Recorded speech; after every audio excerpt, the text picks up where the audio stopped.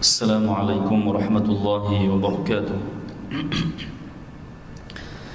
Bismillah walhamdulillah wa sallallahu wa sallam ala sayyidina Rasulillah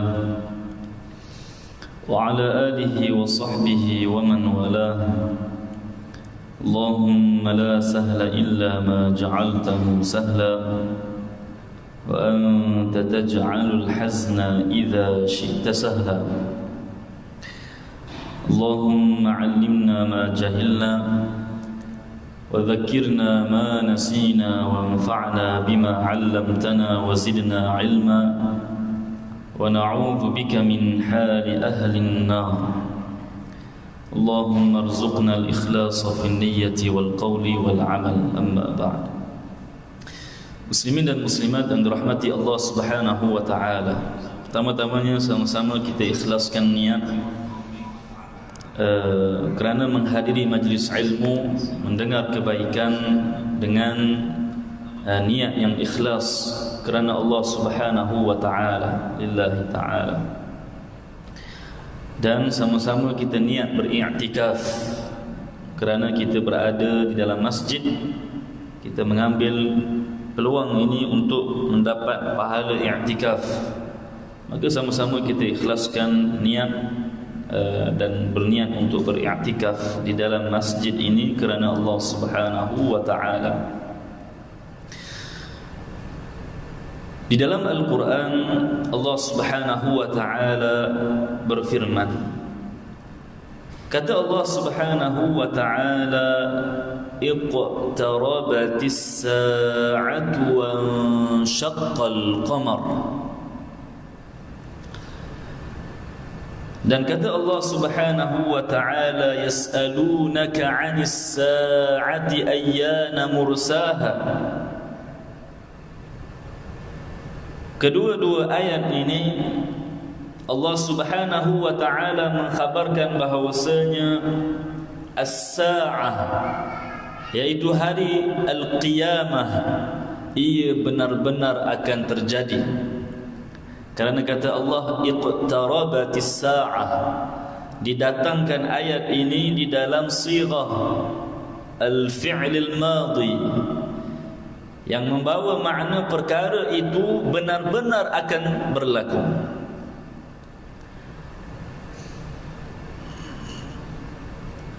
Atau menunjukkan betapa dekatnya perkara itu akan berlaku.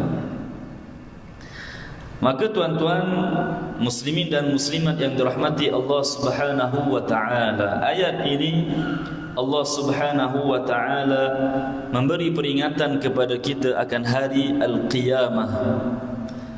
Dan ia merupakan satu perkara yang wajib diimani oleh orang yang beragama Islam. Maka ketahuilah bahawasanya tidaklah berlaku hari kiamat tersebut melainkan setelah mana berlaku tanda-tanda yang menunjukkan dekatnya berlaku hari tersebut. Dan tanda-tanda kiamat itu ada baginya tanda-tanda yang kecil dan kebanyakannya sudah pun berlaku, dan baginya tanda-tanda yang besar.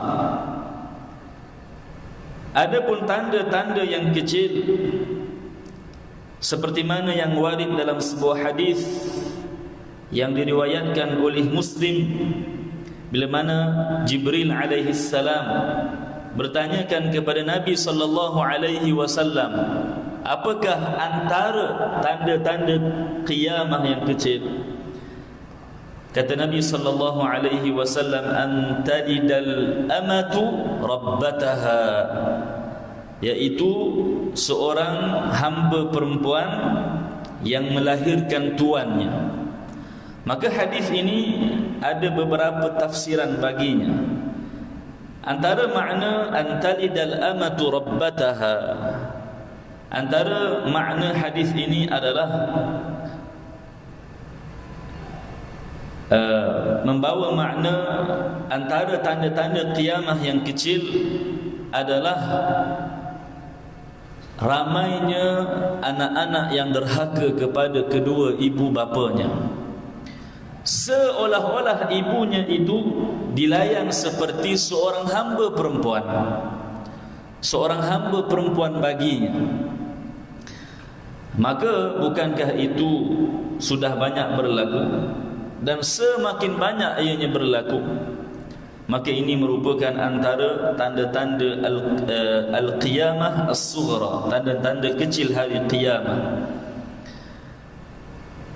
Dan antara tanda-tanda qiyamah yang kecil, seperti mana yang diriwayatkan dalam hadis oleh At-Tabarani, antara tanda-tanda qiyamah adalah runtuhnya gunung daripada tapaknya, dan berlakunya gempa bumi dengan begitu banyak, dan tersebarnya banyak penyakit-penyakit yang tidak pernah diketahui manusia sebelumnya, dan tersebarnya orang-orang yang berdusta di dalam ucapannya, penceramah-penceramah pendusta, orang-orang yang mendakwa baginya ilmu tetapi berdusta, dan antaranya orang yang mendakwa kenabian, dan itu juga berlaku pada hari ini. Antaranya juga perubahan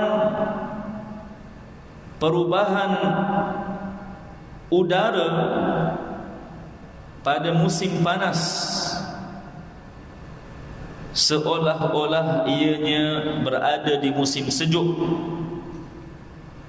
dan udara yang berada di musim sejuk seolah-olah ia berada pada musim panas.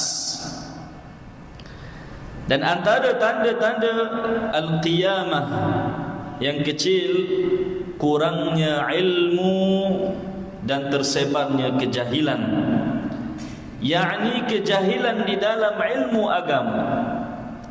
Maka ia juga telah pun berlaku dan banyak berlaku pada hari ini. Bukankah di dalam sebuah hadis Rasulullah sallallahu alaihi wasallam mengutuk dan mengecam sebahagian di kalangan umatnya yang alim tentang urusan dunia tetapi jahil di dalam urusan agama.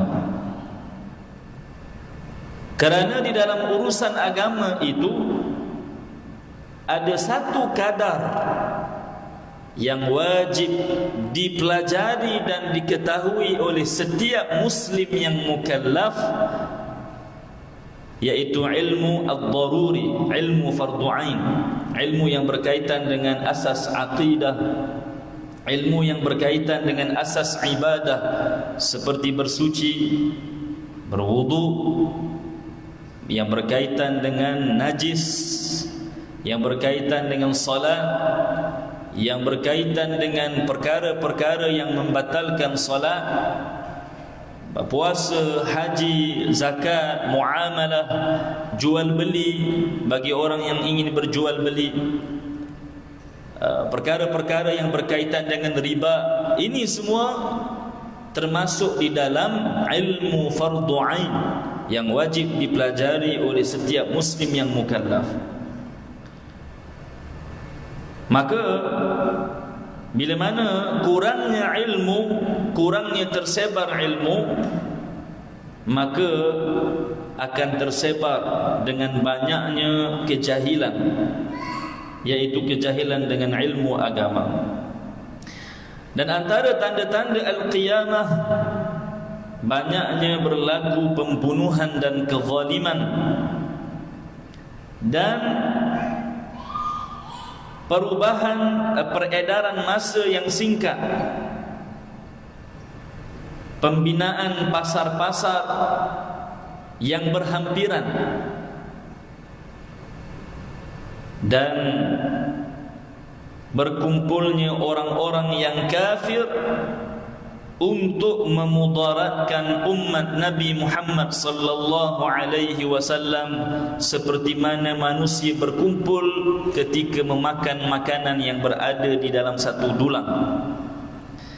Maka kesemua yang kita sebutkan ini ianya telah pun berlaku di antara tanda-tanda al-qiyamah yang kecil. Tetapi dalam banyak-banyak tanda-tanda yang kecil ini, tinggal satu lagi tanda yang belum lagi berlaku, dan ia merupakan tanda-tanda kecil yang terakhir sebelum berlakunya tanda-tanda besar hari kiamat. Dan tanda-tanda terakhir, tanda-tanda kecil yang terakhir hari kiamat adalah munculnya Al-Mahdi, Muhammad bin Abdullah Al-Mahdi. Dan hadis yang menyebutkan akan kemunculan Al-Imam Al-Mahdi adalah hadis yang sabit dan hadis yang sahih. Bukan seperti mana yang dinafikan oleh satu kelompok yang dinamakan sebagai Al-Qadianiyah. Di sana ada satu kelompok, tuan-tuan, ada satu golongan yang dinamakan mereka sebagai Al-Qadianiyah ataupun Al-Qadiani. Pengikut kepada mereka ini satu kumpulan, satu kelompok yang merupakan pengikut kepada seorang lelaki yang sesat yang digelar sebagai Mirza Ahmad ataupun Ghulam Ahmad Al-Qadiani. Al-Qadian ini satu perkampungan, satu kawasan yang terletak di India. Maka lelaki ini antara kesesatannya yang jelas adalah dia mendakwa kenabian. Dia mendakwa bahawasanya dia adalah jelmaan ataupun seseorang yang diberikan kenabian seperti mana yang diberikan kepada Nabi Muhammad sallallahu alaihi wasallam. Dan kita sedia maklum Rasulullah sallallahu alaihi wasallam adalah nabi yang terakhir, dan mustahil akan datangnya seseorang setelah Nabi sallallahu alaihi wasallam yang dilantik menjadi nabi. Kerana Allah Subhanahu wa taala berfirman di dalam Al-Quran, wa khatamun nabiyyin. Maka Mirza Ahmad ini ataupun Ghulam Ahmad Al-Qadiani, selain daripada dia mendakwa kenabian, antara kesesatannya adalah dia menafikan kemunculan Al-Imam Al-Mahdi.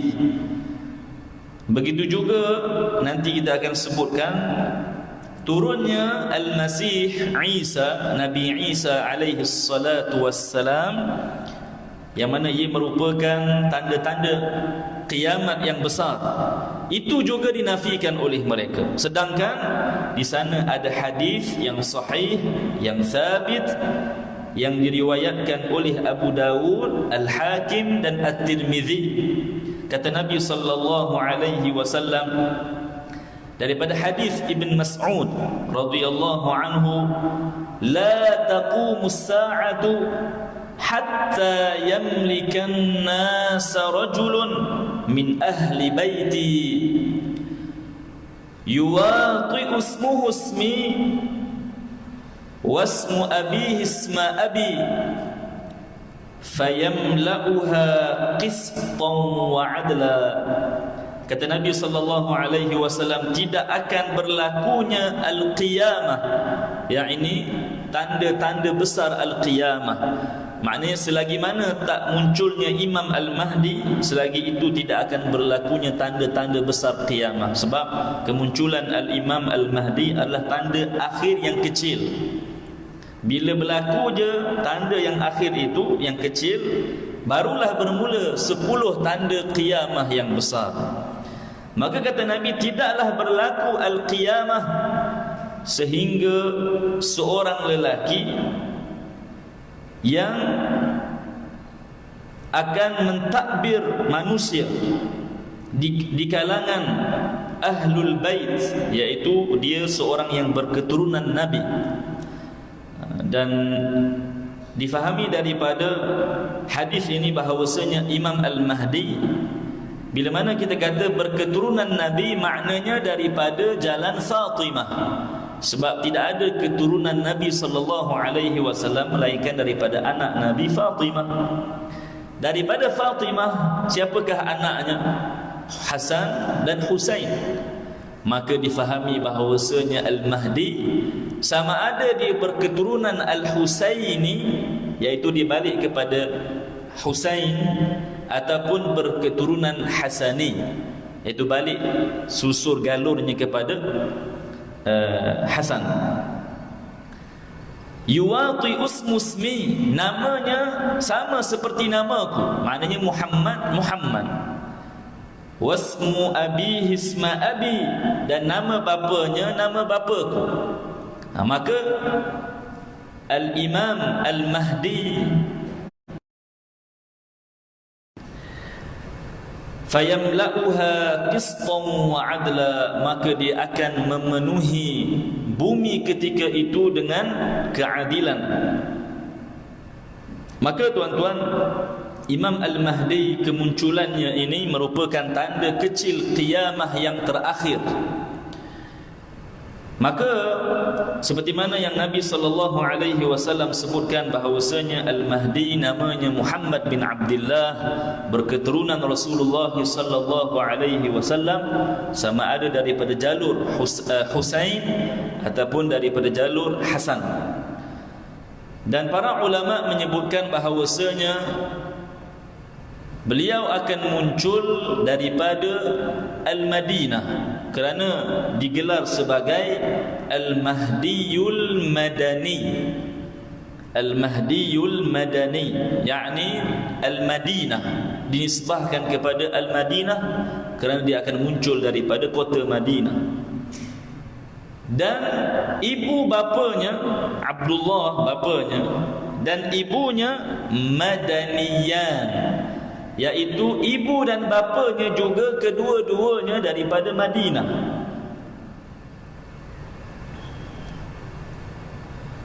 Dan dia akan pergi ke Makkah Al-Mukarramah, dan di sanalah akan berhimpun para awliya yang akan menjadi pembantu dan tenteranya dalam menentang orang-orang yang kafir.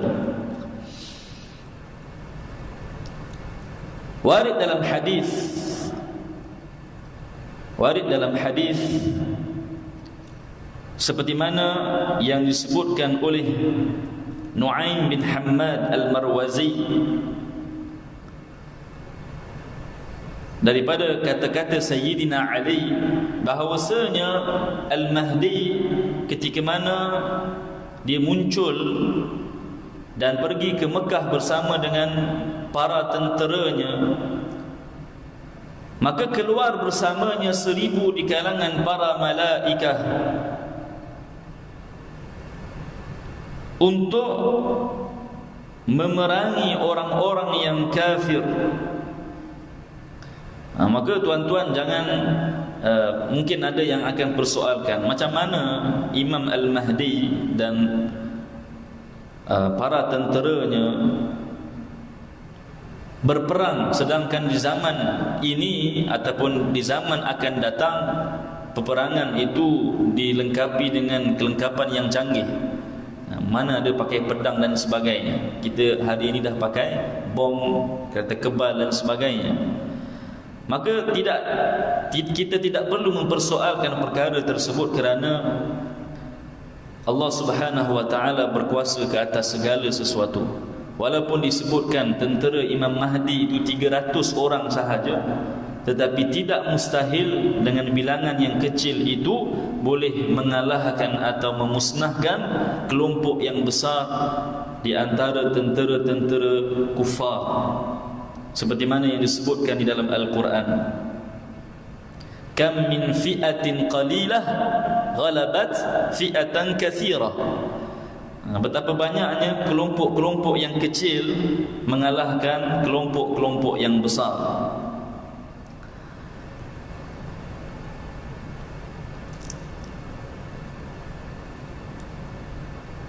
Maka di zaman kemunculan Al-Imam Al-Mahdi akan berlakunya kelaparan.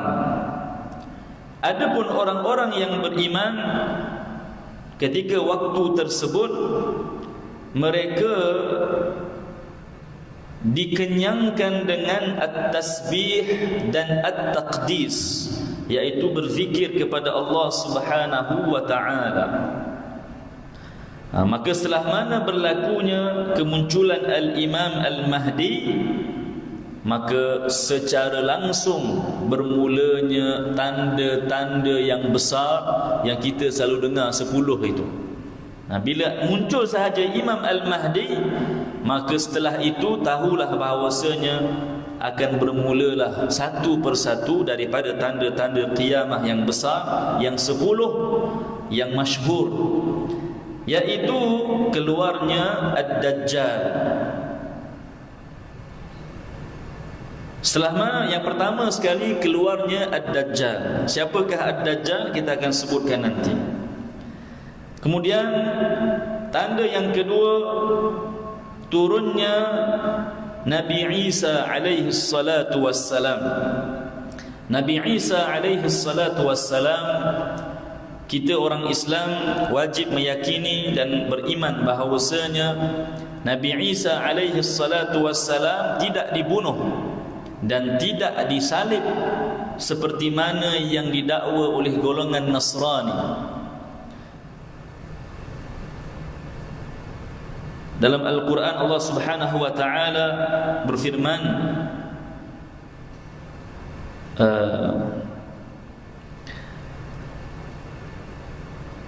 wa ma salabuhu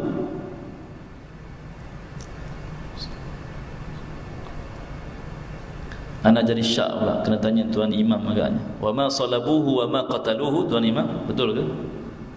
Wa ma salabuhu wa ma qataluhu. Saya syak sama ada wa ma salabuhu dahulu ataupun wa ma qataluhu dahulu. Yang penting di dalam ayat itu Allah Subhanahu wa ta'ala menegaskan bahawasanya Nabi Isa tidak disalib. Ma salabuhu, mereka tidak mensalibkan Isa alaihi salatu wassalam. Wa ma qataluhu, dan mereka tidak membunuhnya. Maka ini bermakna Nabi Isa alaihi salatu wassalam tidak dibunuh dan tidak disalib, bahkan diangkat oleh Allah Subhanahu wa ta'ala ke langit yang kedua sehingga ke hari ini masih hidup. Inni mutawaffika wa rafi'uka, kata Allah dalam Al-Quran. Maksudnya sesungguhnya Allah Ta'ala mengangkat Isa ke langit yang kedua. Wa mutawaffika, mutawaffika yakni Allah Subhanahu wa ta'ala setelah mana Nabi Isa turun barulah diwafatkan oleh Allah Subhanahu wa ta'ala. Maka tanda yang kedua adalah turunnya Nabi Isa alaihi salatu wassalam. Setelah mana Nabi Isa alaihi salam, keluarnya Ya'juj dan Ma'juj, dua kelompok besar manusia di kalangan orang-orang yang kafir. Antara tanda-tanda yang tanda-tanda qiyamah yang besar, terbitnya matahari daripada arah barat, keluarnya binatang daripada bumi. Dan kedua-dua tanda tersebut, yaitu terbitnya matahari daripada arah barat dan keluarnya binatang tersebut, berlaku di antara waktu subuh dan waktu duha, maknanya dalam waktu yang singkat.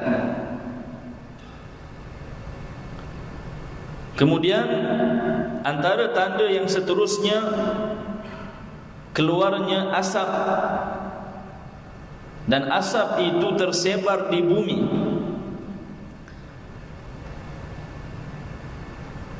Orang-orang yang kafir hampir sahaja mati oleh kerana asap tersebut. Adapun orang-orang Islam, asap itu hanya menyebabkan bagi mereka seperti orang yang ditimpa dengan selsema sahaja. Kemudian berlaku 3 gempa bumi.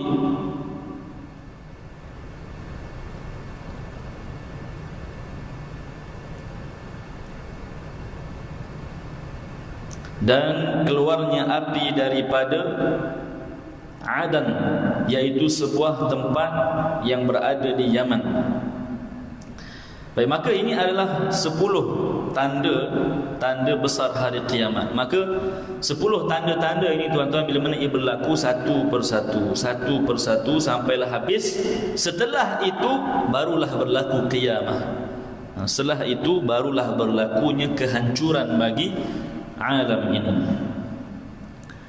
Adapun tafsil, perincian bagi setiap tanda-tanda tersebut, mungkin kita tidak sempat untuk menyebutkannya ketika ini, tetapi kita sebutkan satu persatu mana yang sempat.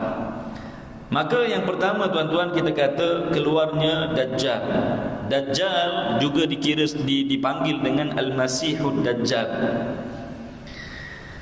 Ad-Dajjal dipanggil dengan Al-Masih kerana dia dikurniakan oleh Allah Subhanahu wa taala kekuatan untuk berjalan, sehingga dia mampu untuk mengelilingi dunia ini dalam tempoh yang singkat, dengan tujuan untuk menyesatkan manusia yang hidup ketika itu. Dan hanya 2 tempat yang dia tidak boleh memasukinya, iaitu Makkah dan Al-Madinah.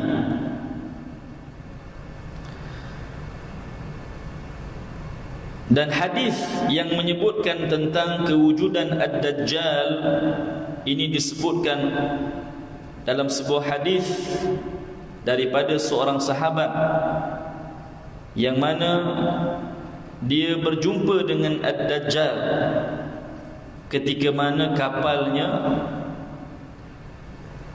karam dan terdampar di sebuah pulau yang ada padanya Ad-Dajjal.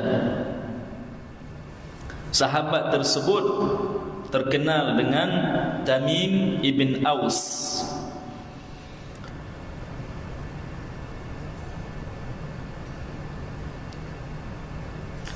Maka Allah Subhanahu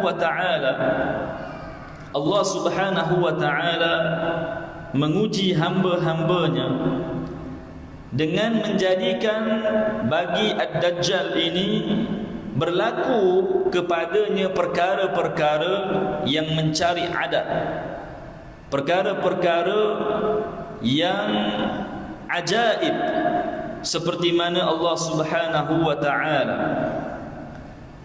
memberikan kekuatan baginya untuk membelah seseorang lelaki di kalangan orang beriman yang mendustakan dirinya kepada 2 bahagian.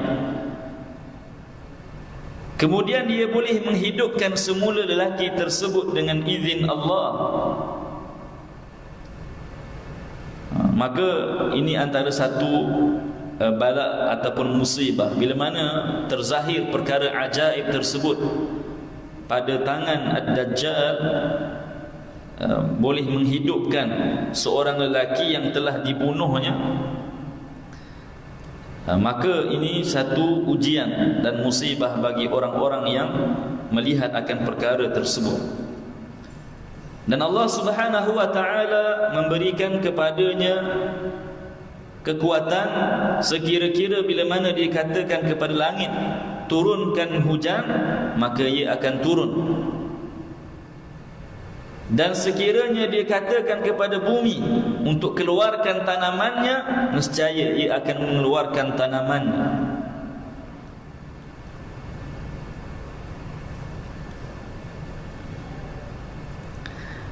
Maka Ad-Dajjal akan menyesatkan ramai di kalangan manusia dan ramai juga di kalangan manusia yang tidak mengikutinya, sehinggalah dia bertemu dengan Nabi Isa alaihi salatu wassalam di Palestin. Lalu Nabi Isa membunuhnya di sebuah tempat yang disebutkan sebagai Babulud. Itu sebuah perkampungan yang berada di Palestin. Adapun Ya'juj dan Ma'juj, maka kedua-duanya merupakan dua kabilah. Satu kabilah dinamakan Ya'juj dan satunya dinamakan sebagai Ma'juj. Mereka ini adalah manusia seperti kita, di kalangan orang-orang yang kafir. Semua mereka adalah orang-orang yang kafir. Adapun tempat mereka di mana?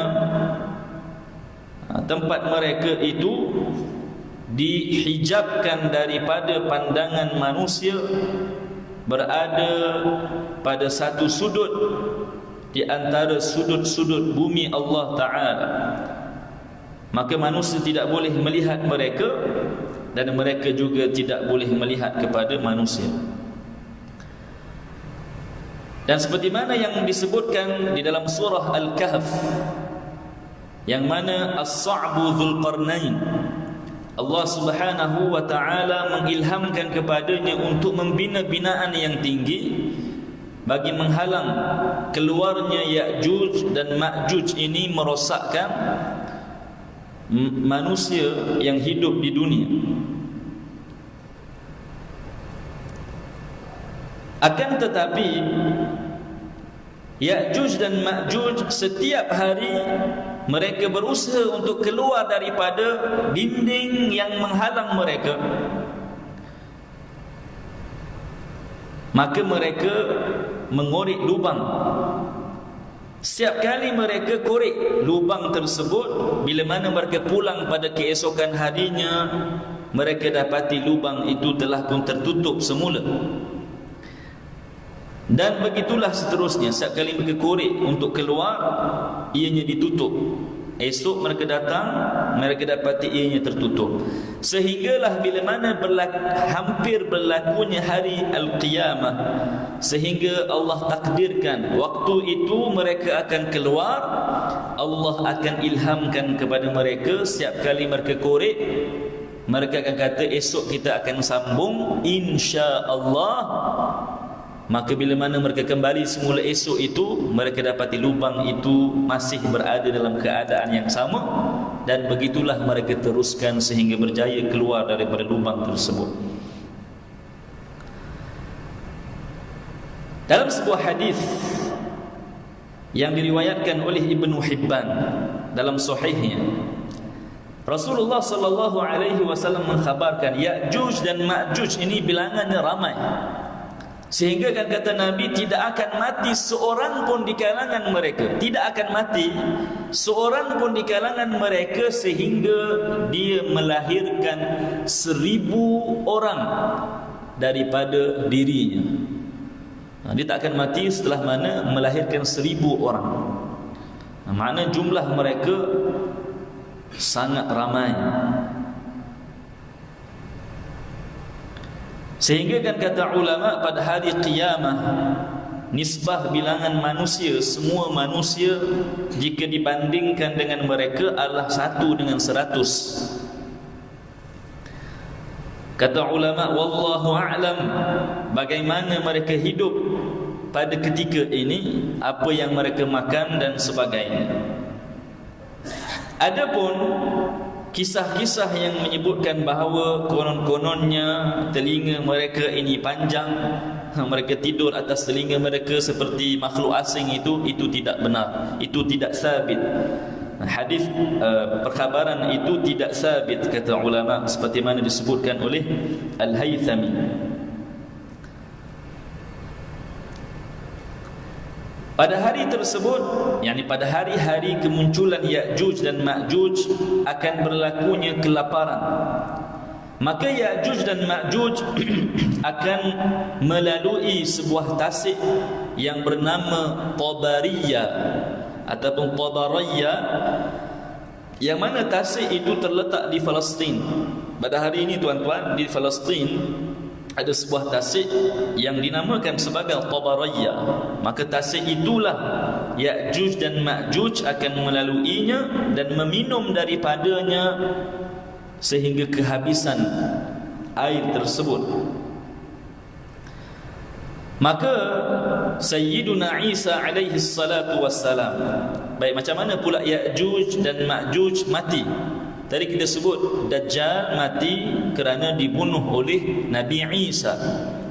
Adapun Ya'juj dan Ma'juj, warid dalam hadis juga menyebutkan bahawasanya Nabi Isa alaihi salatu wassalam dan orang-orang yang beriman, mereka pergi ke Jabal At-Tur ataupun Turi Saina, hari ini Tur Sina, berdoa kepada Allah Subhanahu wa taala agar dimusnahkan Ya'juj dan Ma'juj.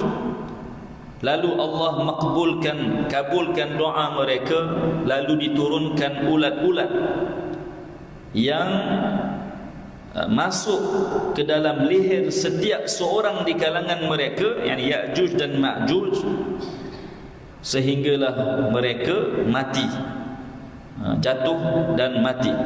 Kemudian Allah Subhanahu wa taala mengutuskan burung-burung membawa bangkai-bangkai mereka, lalu dicampakkan ke laut.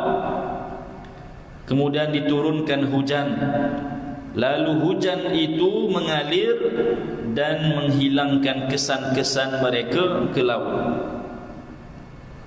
Dan mereka ini muncul setelah mana turunnya Nabi Isa alaihi salatu wassalam.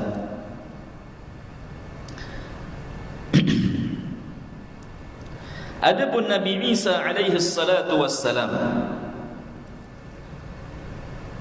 Nabi Isa alaihi salatu wassalam turun daripada langit bersamanya dua malaikat,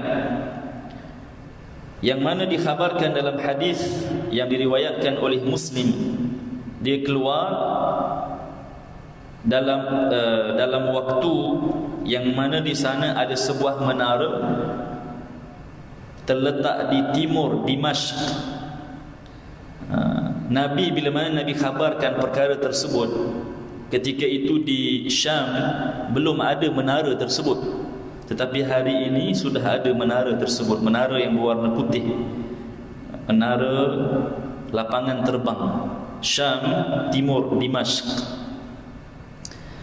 Dan ada hadis yang mana disebutkan bahawasanya setelah mana 40 tahun Nabi Isa diwafatkan oleh Allah Subhanahu wa taala. Maka sampai di sini dahulu tuan-tuan, kita sempat sebutkan tentang tanda-tanda hari qiyamah, yang mana semua ini tuan-tuan kita sebutkan tidaklah ianya melainkan sebagai satu peringatan bahawasanya dunia ini ia akan berakhir. Dia tidak akan kekal kepada sesiapa pun. Hatta Rasulullah sallallahu alaihi wasallam, dunia ini tidak kekal buat baginda, apatah lagi bagi kita.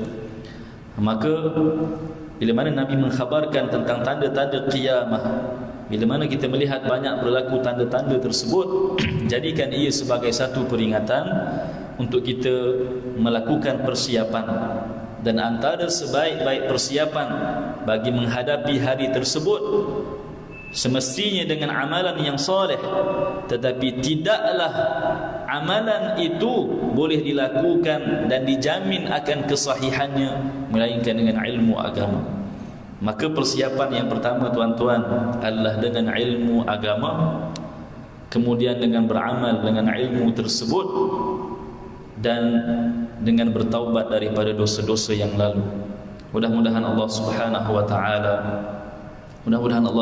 wa taala mematikan kita dalam iman. Mudah-mudahan Allah Subhanahu wa taala mematikan kita dalam sebaik-baik keadaan. Aqulu qawli hadza wa astaghfirullah li wa lakum. Assalamualaikum warahmatullahi wabarakatuh.